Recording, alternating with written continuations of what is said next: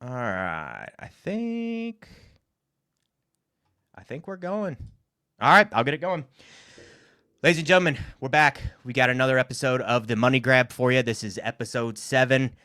With you are your hosts. We got Curtis Hoagland, myself, and Andrew Morin. We're going to break down UFC 327, Jiri Prochazka versus Carlos Ulberg. Andrew Morin, how you doing, man? You doing all right?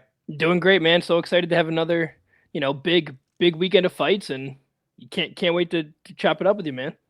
Yeah, we've actually got a good numbered card here. I'm finally getting into the habit of not calling them pay-per-views. I'm sure I'll slip it in there occasionally, but pretty stacked card. I don't want to like jinx it and then it ends up being an absolute snooze fest, but pretty snack card. It's going to start at 8 o'clock Central Time. Of course, as we've touched on a few times here, since the Paramount era, they've adjusted everything by about an hour, shifted them an hour earlier, so adjust accordingly. You'll be at 9 o'clock Eastern Time, 8 o'clock Central. We've got 2 sets of prelims, I believe, a regular set of prelims at 6 Central Time, and then a set of early prelims at 4:30 Central Time. So keep an eye on those times. Sometimes they adjust if like a fighter misses weight or gets hurt or drops off, something like that. Then occasionally you'll see that adjust by about 30 minutes. But per usual, we'll spend the main thrust of our time on the 5 fights that comprise the main card, and then we'll kind of breeze through the prelims. But yeah, we'll just go ahead and get straight into it. Taking a look at the early prelims. First fight of the night, we've got Charles Radke versus Francisco Prado. I feel like it's pretty rare that we start literally first fight of the night. It's like, damn, all right, pretty good opener. I don't have any like real dogs in this race. I think this is kind of one that you sit back and enjoy because I don't want to say it's guaranteed to be fireworks, but this was probably going to be a banger. 2 pretty heavy-handed guys who are pretty aggressive as well. Andrew, you got any dogs in this race here? Yeah, not too much in this one. I think this is just going to be a good, curtain jerker type fight and kick the night off. Um, so no dogs in this race, but can't wait to sit back and watch it. Let them rip. Curtain So jerker. Curtain yeah, jerker. I like that. That's a yeah, good term for that one there. That's exactly it. Which I guess, yeah, they probably intentionally did. They wanted like a good banger to start it and get some momentum going. yeah. Next up, we got a middleweight bout. they're not doing they're not doing our boy Kelvin Gastelum any favors with this picture. He looks wide just in the picture alone. That looks weird. I don't know if that's a distorted pic or if that's actually him, but we've got the fridge Kelvin Gastelum going against Vicente Luque. I'm a fan of both of these guys. I'm a big Luque fan. I've been a fan of him for a hot minute now, but I think both guys are kind of on the back nine, so to speak, kind of the tail end of their careers. It's again another one I'd probably just sit back and enjoy. I kind of lean towards Gastelum a little bit. What's your thoughts, Andrew? Yeah, I like Gastelum in this one. Um, He's a big favorite. I think Luque. I was at one of Luque's fights at one of the fight nights my fiance and I went to, and Mm. Luque was a favorite going into that fight, and he just the last couple times out, unfortunately, he's just have not been looking good. I think this is a fight where they're kind of both on their way out, sort of deal. So I think, um, I don't know, the last couple fights, I just don't think Luque's got it in him. So Yeah. I like Gastelum here, and Calvin Gastelum like losing a couple in a row and coming back and winning. That's nothing new for him. I feel like that's been his whole career. So I like Gastelum in this one. Yeah, well said. I didn't even think about that with Gastelum. He has kind of done the reinventing sort of phase. He's done that like 3 or 4 different times. So that's actually a good point there. Yeah, it's kind of interesting in this one too because they both rely on their grappling. However, like they both fell in love with their hands, and you hardly ever see them grappling anymore. Yep. Um, you know, I just like Gaslam in this one. Luque has not been the same since he have like a brain injury or a heart thing or Mm, something. I am not sure, but like his past couple fights, he's Yeah. not been looking good. Um, I'm gonna have to dig into I, that. I think yeah, something I think he's on a losing streak also here. Yeah, I think you're Um, right. he beat Garimbo. He beat Garimbo, but then he lost to Buckley. Then he lost to Kevin Holland. Yep. So like, I don't know, man. If Kevin Holland's beating you, you're not really looking at the top of the cards here. Um, Yeah. Agreed. so yeah, And and that it's decision to unfortunate too Joel because Alvarez. he was really good. He was really good. Absolutely. He was great there for a minute. It seemed like this dude, I don't want to say it was like world beater levels, but it was like, all right, this guy might be sniffing the top 5, top 10 here and maybe make a run at it. And then something I, for the life of me, cannot remember. I want to say he had something weird happen where it was like a TBI or something, and he's just never, it's never like he's been the same since. He's never been able to put together quite the same way, but it is what it is. Maybe just sit back and enjoy that one. Maybe take the over in that one. I hadn't even looked at the odds on that. Yeah, I wouldn't mind the over in that one. Minus 130. Minus 130, not bad. Yeah. Not bad. I like that. Maybe even fight to start round 3. That's another one where you don't really have to sweat too much. Mm-hmm. You know, I just don't think Luque is in a position to win this one. Yeah. So it seems like the only way he ever does is being heavy-handed, and Gastelum has a somewhat granite chin. It's like, okay, you're probably not going to put away Gastelum unless unless you're Joe Pfeiffer or something like that. Yeah, even exactly. He struggled. So we'll move on. Next fight, the last of the early prelims, almost said of the regular prelims. We have a lightweight bout: Chris Padilla versus Markel Medeiros. I got no dogs in this race. We've seen both these guys fight a couple times. Chris Padilla definitely stands out to me, but I don't. It's one I don't really give a shit about. Anything you want to highlight here, Andrew, before I cruise right past it? No, I think this one's just one of those that's just a fight on the card. It's going to be a good one to watch, but I have no insight on that one, that's for sure. Next up, the first of the regular prelims, and one of my favorites, Lupi Godinez, which is going to be hard because I'm extremely biased, but I kind of feel like she's going to get her ass beat a little bit in this one. She's going against Tatiana Suarez, who I want to say she had that title shot, and then I think she's fought once since then, or maybe twice since then. Once, and it was Amanda Lemos. She had a decision win against Amanda Lemos. Heavy wrestler, which Lupi has struggled a little bit with the takedown defense. I think she's got better hands, but I think with just the pure wrestling, she might struggle. She doesn't have that submission threat required to really keep Tatiana on her P's and Q's. I think she's going to be able to kind of just ragdoll Lupi, get her to the ground, and grind it out. But I would be very happy to be wrong for a change. I'd like to see Lupi get this one done. What's your thoughts? You got any takes here? The exact same thing. I'm pretty high on Lupi Godinez. She cashed me a lot of money in the past, but I just think Tatiana Suarez here I think she's going to be physically bigger. I think she's going to be able to just, look to hold her down pretty much, control her the whole time. Mm-hmm. And I mean, she's looked phenomenal against everybody except Zhang Wei Li. So I haven't seen anything that, says otherwise. So I like Suarez here. Last time I checked, she was minus 155 on DraftKings. I don't know what the line is now. Yep. Perfect. Same. So, maybe I would stay away from the over-under just because minus 425 is a little heavy, but yes, Tatiana Suarez money line, I don't mind that. Or Godinez at plus 130 also isn't horrible. But I just think Suarez is going to get it done here. Yes, sir. So this will be one I'll be betting for sure. Gonna do the old money line, you think there? Player at the 155? Yeah, probably. Yeah. Or maybe a decision hedge, both way decision hedge. Yeah, that might be the move. Yeah, that's one of your plays there, but I like that there also. So, you'll have to see about Thursday when those props start dropping and see what those odds exactly. I hadn't even considered it for this one, so I'm glad you just said that because that might be the move here. We'll have to see. Neither of these girls are like super finishers. They're both kind of grindy, aggressive chicks. So we'll see. I think that actually is a pretty. I need to like write that down or something because I'm gonna end up forgetting it. Remember that? Yeah, that's a solid bet there. I need to like log that away for later this week. Next up, lightweight bout. Another super fun one. I'm a fan of both of these guys. We've got Mateusz Gamrot going against Esteban Ribovic. What you lead on this one, Andrew? I've been rattling it away here a little too much. Lead on this. What's your thoughts? Yeah, man, I'm excited for this one. They both have experience. I don't really know which way it's gonna go. Like, there's no one way I'm leaning over the other.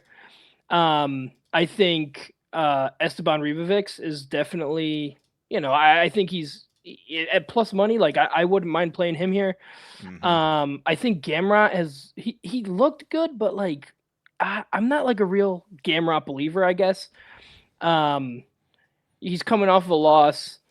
I believe he's older as well. He might be older than Yeah, I think a Esteban fair bit. Ribovics. 6 You years. know, Yep. yeah, and at 35 is kind of that age where it's like, where do we Yep. go from here? I kind of like Ribovics as a dog here. I'm looking through my notes right now, and it just says Gamrot versus Ribovics. Underneath it, it just says Ribovics. So Okay. I guess that's what we're going with. Um, Had a hunch for some reason. yeah, I guess so. Gamrot's had success in the past, but I just think his time is done, unfortunately. Yep. But I could be wrong. So No, I think you nailed it. And just stylistically, Gamrot, while I've always liked the heavy, aggressive grappling approach, I think a lot of what he's doing is kind of rooted in his physicality and being real good at scrambling, like having just the explosive scramble ability, and that shit starts to fade in your mid-30s generally. You start to slow down, and when you've made a career on that, it just, I don't know, it seems like you fade a little bit sharper than the guys who are very technical heavy, like Charles Oliveira, for example, is still going out here and submitting dudes. He's cracking guys on the feet. He's always been a whiz in jiu-jitsu. Case in point, he submitted Mateusz Gamrot. They're about the same age. If anything, Charles might be a hair older than he is. But he's always been very technical in the grappling, whereas Gamrot, just a real scramble-heavy kind of physical dude. And it almost seems like he muscles things a lot. That's Not to cut you off, but it almost seems like he muscles things a lot, and it's almost like he has a lot of miles on the clock, That's exactly it. And it's a lot of those physical miles where, he's not really relying, like you were saying, much on technique and a lot on muscles and, Yep. So yeah, you're buying a used Mustang that some teenager has had and dogged the shit out of, or are you buying it from a little old lady who's kept it parked in a garage? It's the same car, but one of them's been driven all to hell, and unfortunately, 100%. I kind of think Gamrot's been that boy's been redlined a little bit. That boy's been redlining. I like him, though. He's cool as shit. Actually, both of these guys seem like in their interviews, they're both cool as shit. Gamrot's funny, too. Like, he cracks me up. And then the whole Poirier connection, working with Poirier, so I'll love him for that for forever. So I think you're probably spot on here, though, with he's starting to fade, maybe go with the young gun, play it safe, or just sit out altogether and just enjoy this one because it's almost guaranteed to be a fun fight. Both those guys are so aggressive. Like, it's going to be fun either way. We'll move on. Next up, welterweight bout. We've got a guy we were just touching on in the Luque fight. We have Kevin Holland going against the rude boy, Randy Brown. Dude, I don't know. I was looking at this fight earlier, and I was really struggling with it because I would think a young Kevin Holland would probably beat the shit out of Randy Brown back when he was on a tear. Now that he's kind of slowed down a little bit, becoming a little bit of the family man, he's the 45-70 Kevin Holland.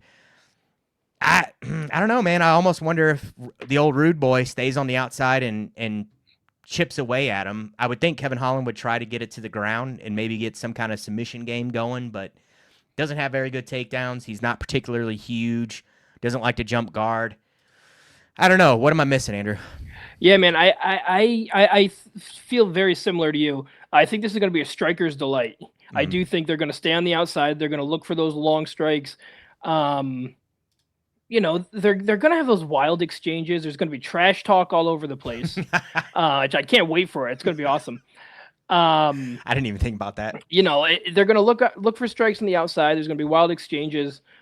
Personally, I'd stay away from this fight betting wise, because one of them could get clipped. Also, be on the lookout for unintentional headbutts. I don't know why, but I was going back and watching some of the tapes, and when they get into those exchanges, they tend to lean forward, drop their head, and then pull back. So be careful for both of them to be doing something like that at the same time and clashing heads. I don't know why that stood out to me, but I was just thinking of it. Kevin Holland's an underdog, so if you like a side here, I'd go with the underdog. But I'd stay away from this one and just let him rip. So it's going to be a blast. Yeah, just one to sit on the couch and enjoy on this one, get some food going and just enjoy it because these dudes are probably going to get after it pretty good. And I agree with you. Either of them could get clipped. Rude Boy's chin, It seems real hit or miss. Like there's times where he gets clipped, and all of a sudden he's Bambi legged. I'm like, what even?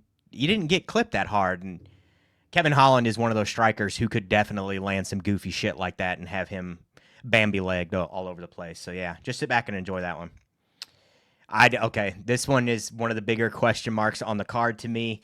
You're gonna have to lead off because I'm super curious on your thoughts. We have the premiere fight. No, what is this called? Featured prelim. Featured prelim. I looked it up this time before. I'm like, I am not getting caught on the spot today. I have to pull on you for this every time. Featured prelim. Featured prelim. All right, so we have Patricio Pitbull versus Aaron Pico, two former Bellator guys. Pico looks like a fucking action figure here. What's your thoughts, man? Yeah, I like Pico in this fight here. I think he's the better fighter. I think he's got a little bit of a height advantage. I think, Pitbull's 38 years old. So it's just like I kind of would have liked to see this fight a little sooner, I think. But I mean, I just like Pico here. I think he's better everywhere. And I think he can just finish the job. I don't know what the line is. I don't remember the last time I checked. 340 on Bovada, and I would assume around there. Yeah, about the same. 340. Maybe the over 1.5 minus 188. That's not horrible. Yeah. But based on the point spread here, it's looking like they're thinking Pico by finish. I don't know if I see a finish, but I do think Pico is the better fighter. I just think he's the better fighter here. Pitbull hasn't really done anything in the UFC to make me change that, I guess. I'm not a real big believer in like a win over Danny Gay doesn't do anything for me. You know what I mean? So yeah, I like Pico in this spot. Interesting. Yeah, I do. Might be a hot take, but no.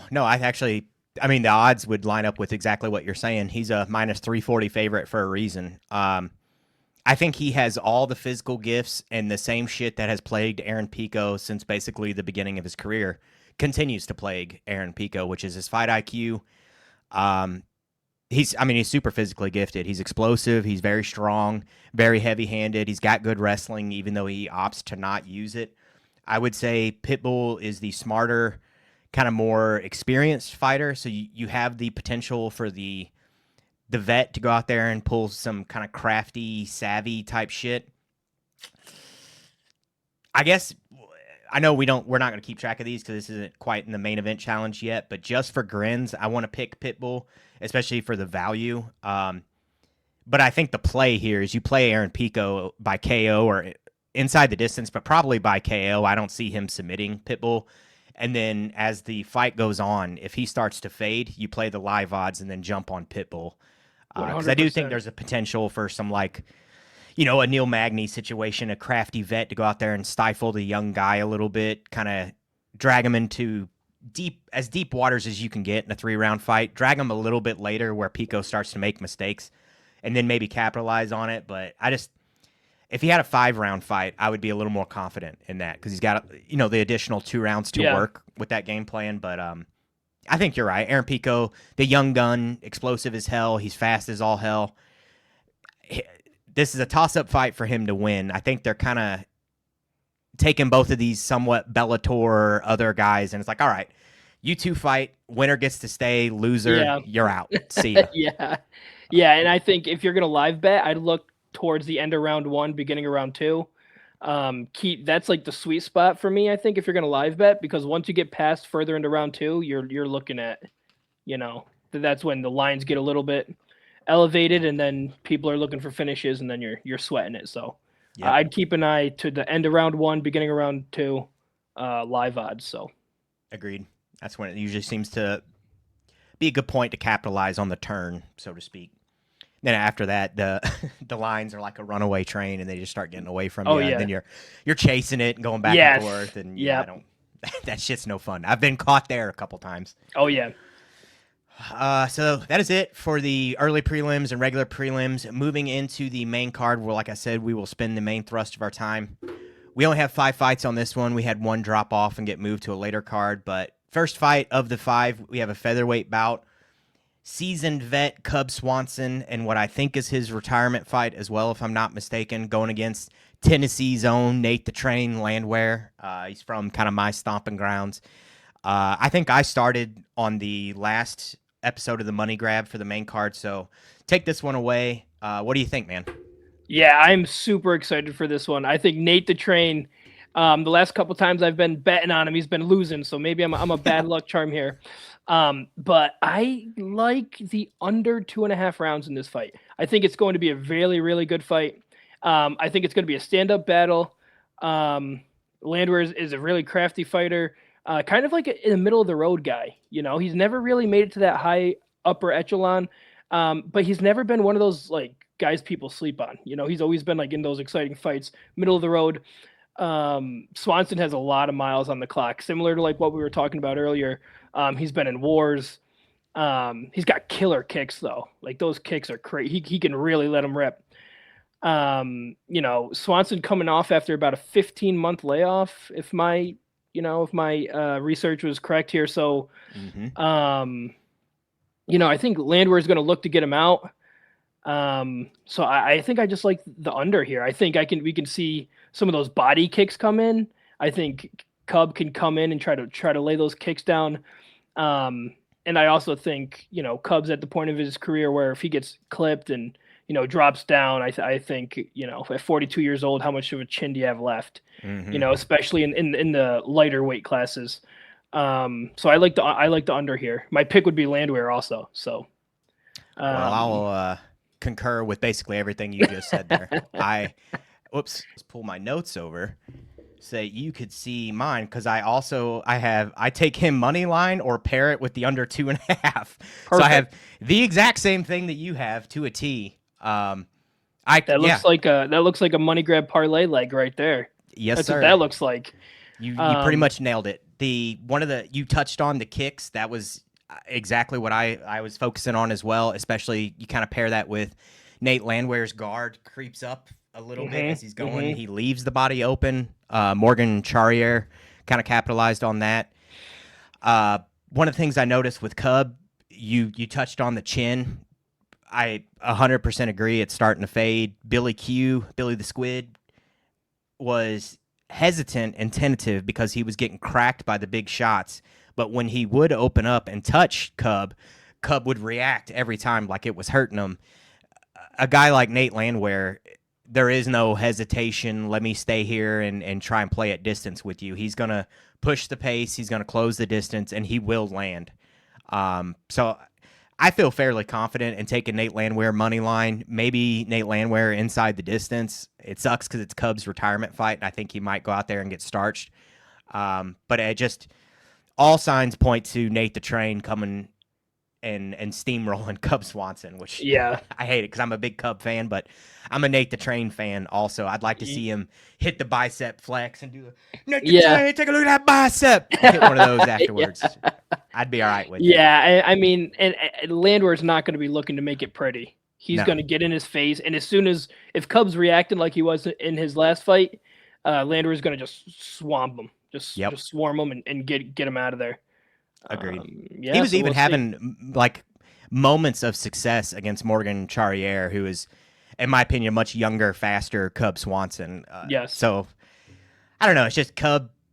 Maybe take 5 years off of Cub. This is a pretty competitive fight. I think he's slowing down. He's not setting up shots quite the same way he used to. He's throwing with a lot of heat and very fast, but just the setups aren't there. And like the big wheel kicks and all that shit that he used to do, he just doesn't throw them quite as much. And I just think Father Time is taken from Cub.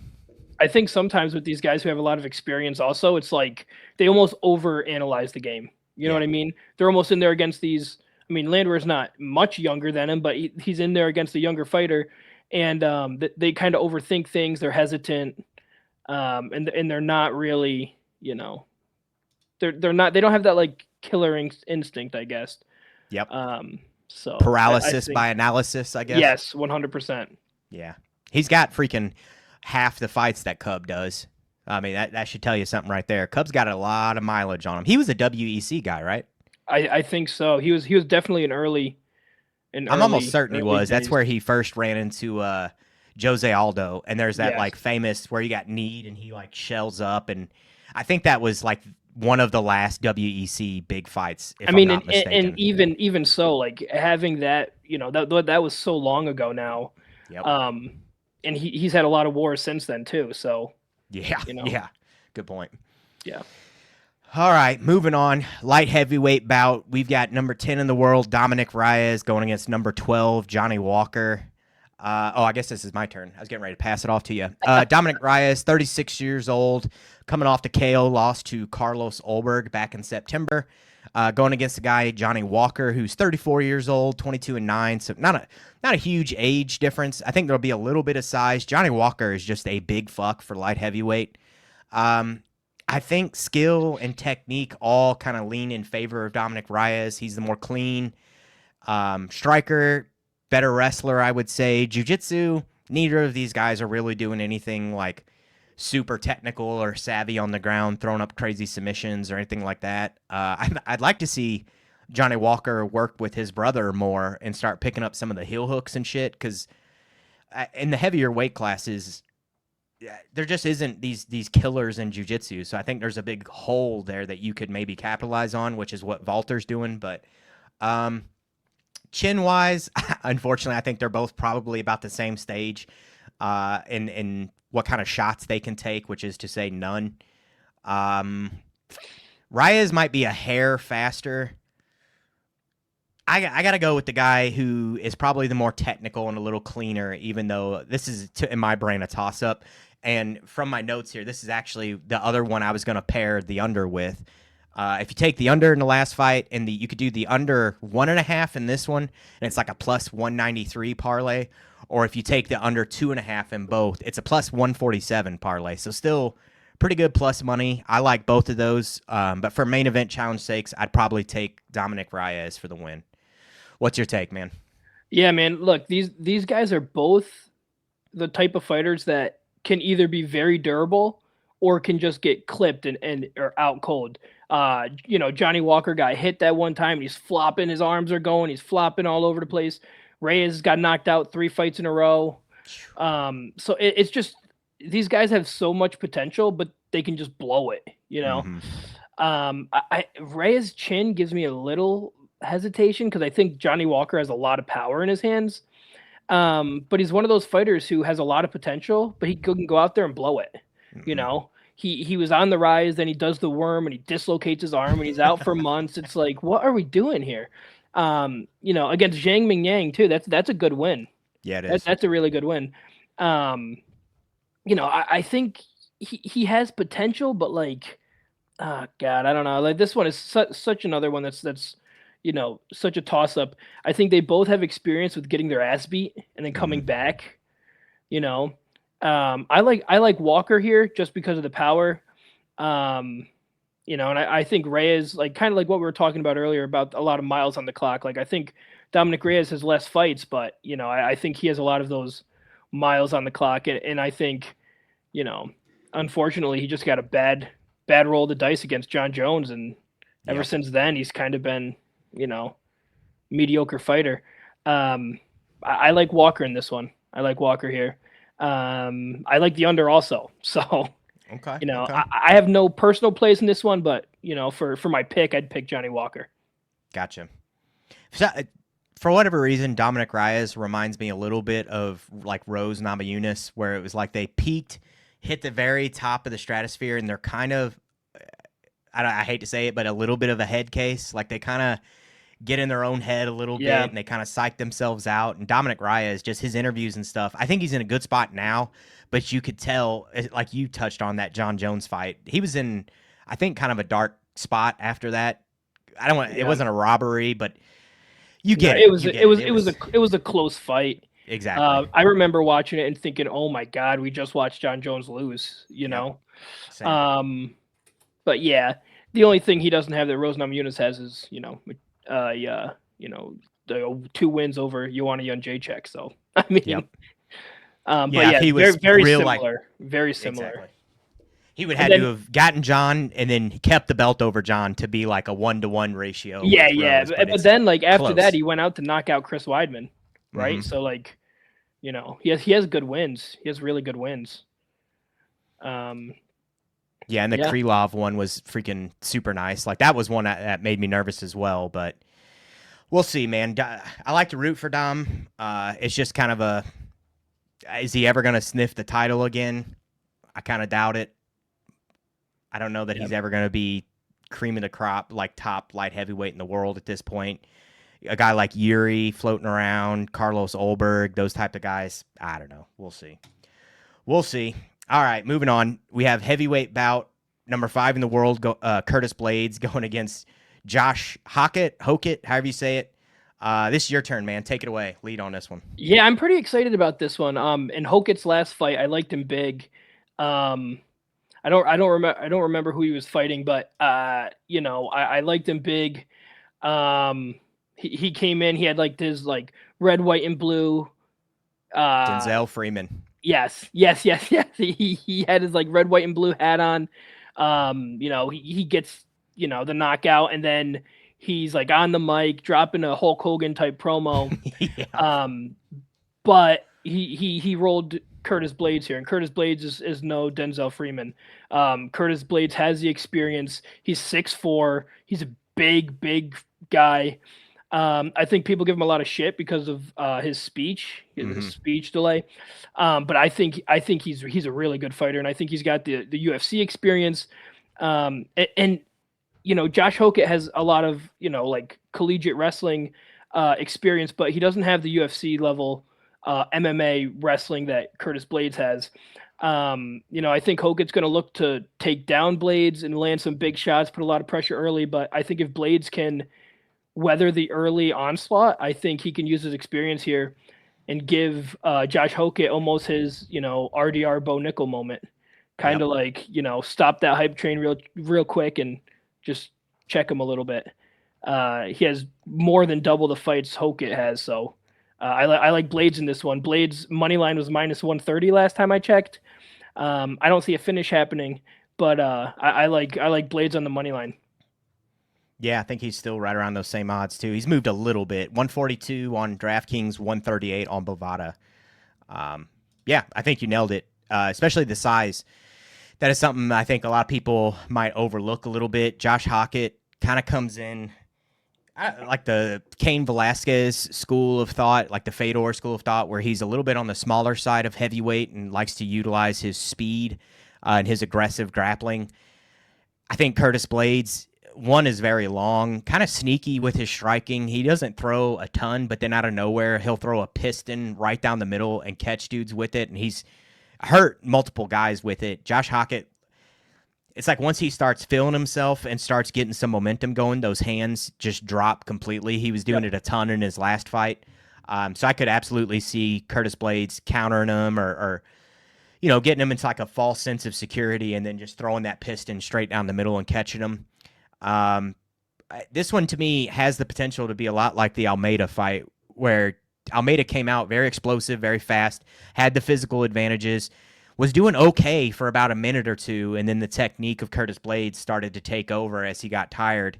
And then next thing you know, Jelton Almeida is getting swept. He's on his back. He's getting body locked and ragdolled a little bit, and Curtis Blaydes is starting to gather some momentum. So I could see a fresh, energetic Hokit coming out, maybe securing the takedown, getting some good scrambles going, maybe some exchanges, and then Curtis Blaydes weathering the storm and starting to come back.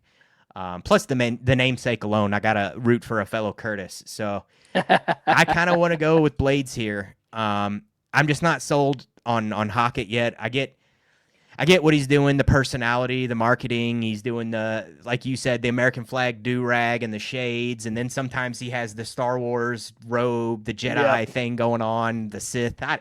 He's doing some kind of weird marketing thing. Paramount Plus loves it. Yeah, exactly. Yeah. What was the Ben Rothwell? Yeah. That's who he kind of reminds me of. Yeah. And you know, I think Curtis Blaydes, when I was just looking at the tail of the tape there, or the stats that you had pulled up, Curtis Blaydes has like a 6.5-inch reach advantage. Yeah. So like, I want to see if Curtis Blaydes can actually get a jab going. because like he can stop those early takedowns. He's big enough. He's got enough power where if Hokit's going to look to even feint or anything, just pop the jab out there. Especially because he's going to be a little bit shorter and he's going to go to shoot down. Curtis Blaydes can almost just go right over the top of him and just jab him. Yeah. If nothing else, it just gives Hokit something else to think about at 8-0. But yeah, it's going to be a good one. I'm struggling on how to even bet that one aside from maybe just a money line. This is actually probably one I'll just sit out. Maybe the under. But I don't know, because Hokit sometimes will go out there and grind on these dudes. And if Blaydes is able to stay in there and weather the storm and they both get tired, do we have a slop fest, a heavyweight slop fest going on? Yeah, like I think this could be something where, I can see it going one of two ways. If Josh Hokit can go in there and catch Blaydes off guard and get a finish early, then obviously the under.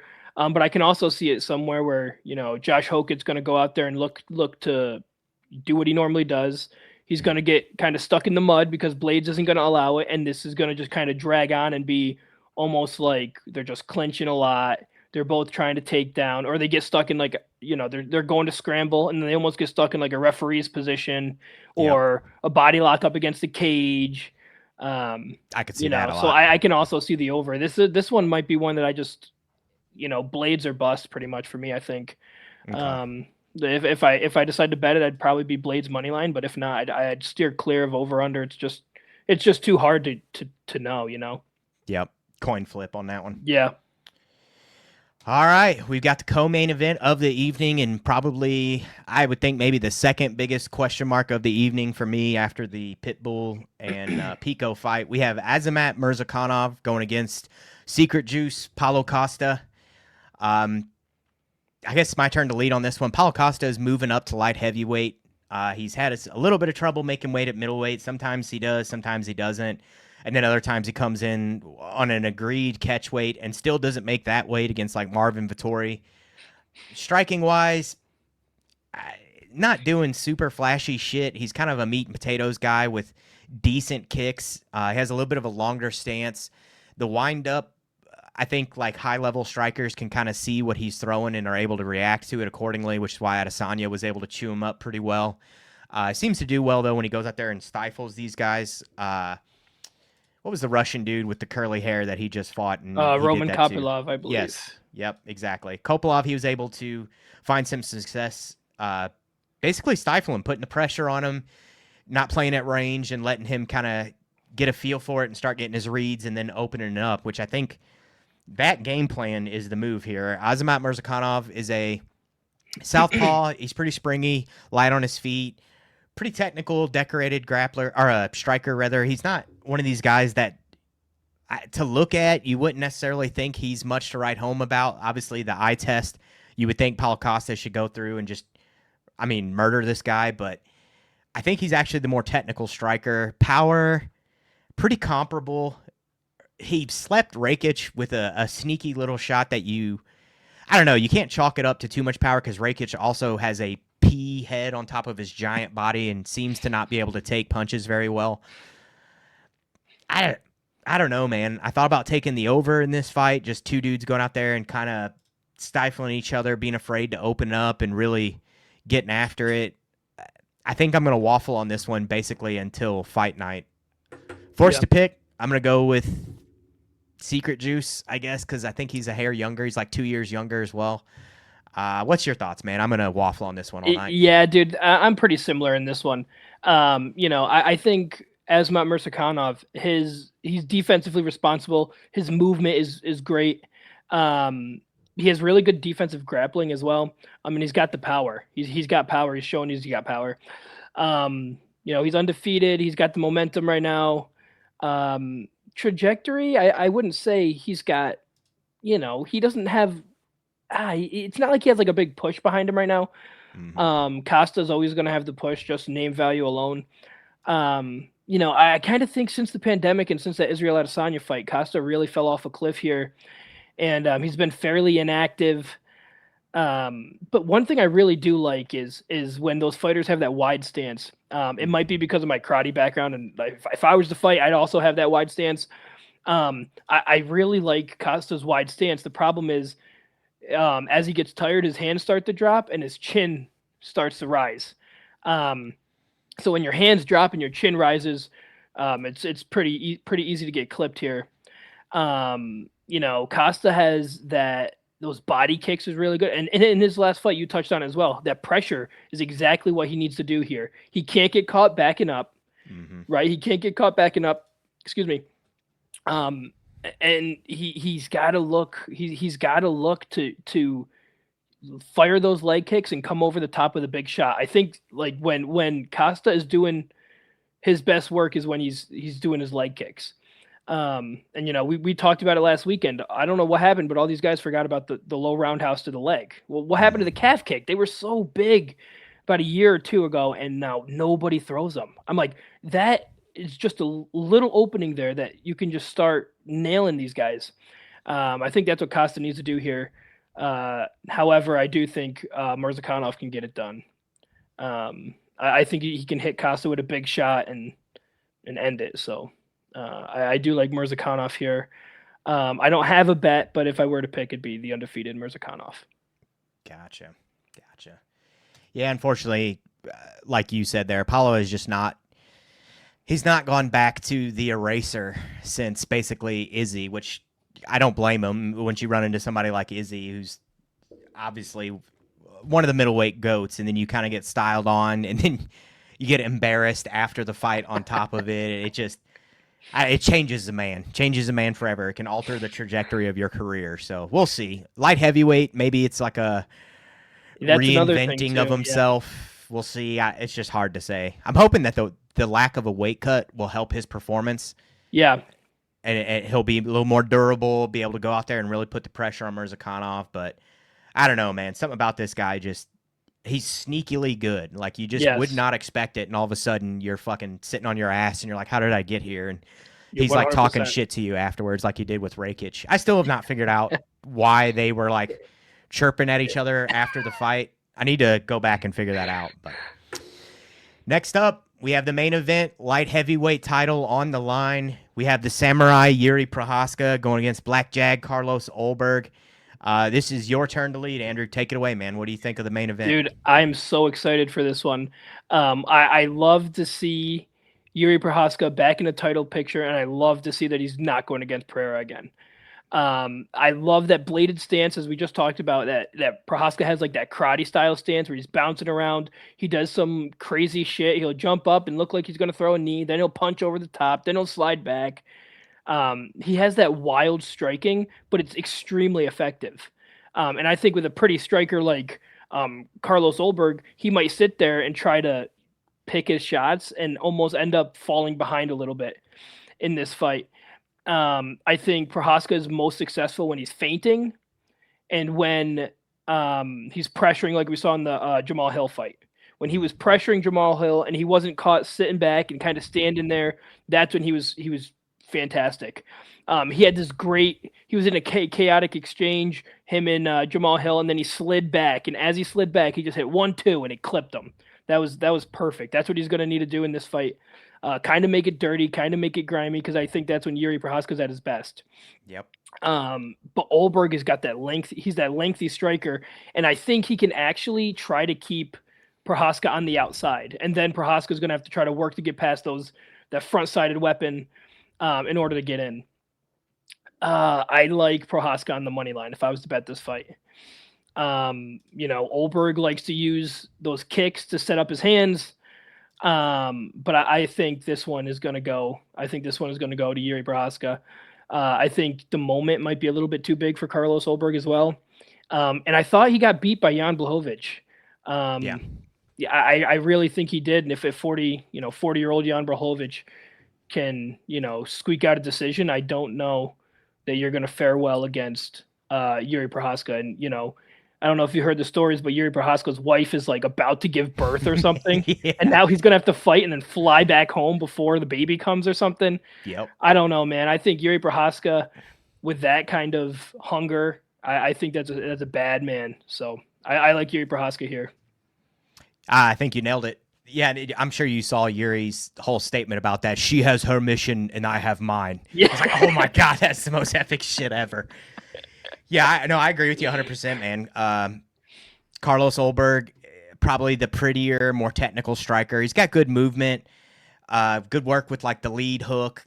His lead hand, he does a lot of like pawing and reaching to it, but he's got the counter, like the check counter, real well. Okay, low kick. He's happy to kind of stay on the outside, chip away at you. Throw the feints, do the movement, resetting and throwing his big Yep. shot. What I would like to see happen is for Yuri to kind of weather the storm. Don't do the shit like he did against Khalil, where he's basically just getting beat up for the first 2 or 3 rounds and then he like wakes up. I would like him to be a little more defensively sound, but to put the pressure on Carlos and turn this back into the Kennedy and Chukwu fight, or Nzechukwu, however you say it, because that's Carlos Ulberg.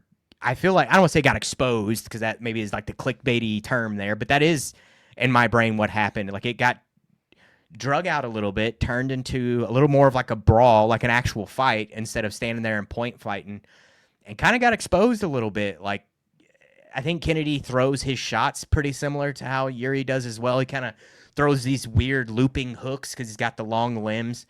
Proportionally, they're built somewhat the same. So I think those unconventional weird angles that he's going to be throwing at, which is Yuri takes that and then multiplies it with the unconventional weird spinning elbows and crazy unorthodox uppercuts and shit like that.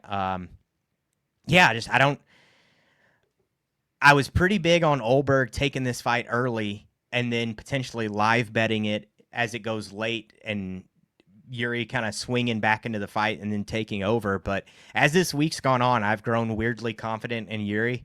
That's probably not a good thing. Now he'll go out there and get slept immediately. But I've kind of changed on the Carlos early, Yuri takes over late, and I'm just thinking Yuri money line. The experience, rewatching the Kennedy fight and the way kind of how that played out once it started getting into a real actual fight. Ulberg kind of crumbled a little bit. He's one of these dudes, I think he likes to be the hammer, and once it's his turn to be the nail a little bit, he kind of struggles a little bit with that. And I don't know, Yuri's one of these dudes, like, if there's the slightest bit of blood in the water, it's just frenzy and you're fucking dead. Like, that's it. Yeah, I don't know if, like, when you said the Khalil Roundtree fight, it reminded me that I had a Khalil Roundtree ticket. Of course I did, right? So I'm sitting there, I'm like counting the money before it even gets to me, right? Yeah. But I don't think it's going to happen in this fight. I think Ulberg is almost going to be too hesitant. I think with a pretty striker, I think this could actually drag out into the later rounds. I think they can both be very hesitant and kind of watching each other on the outside a little bit before things start to get going. But I 100% agree with you. I think Ulberg, no one likes to get their ass beat, but I think he really doesn't like to get his ass beat. Yep. And I think Prochazka is, if he doesn't rely on his chin, and if he goes out there and actually fights, has good head movement and, works that defense he's been working a lot lately, I think he can get it done. Agreed.